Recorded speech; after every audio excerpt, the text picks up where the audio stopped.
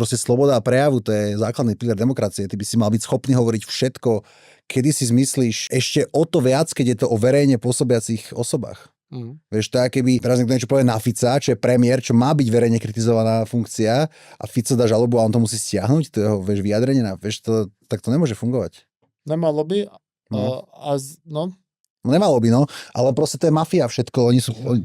Ja to volám, že progresívna mafia. Oni majú pod palcom, oni majú všetky médiá, Denník, SME, Aktuálne, všetko sú progresívci. Potom majú celý zabavný priemysel, majú divadlá, majú celú tú kultúru pod palcom a ešte majú aj to súdnictvo. Takže oni proste sú taký konštrukt, že s tebou, keď majú problém, jednak na teba dávajú žaloby, ktoré samozrejme vyhrávajú, lebo proste to súdnictvo je ich. Jednak ťa rieši polícia, alebo aj polka polície sú proste progresívci.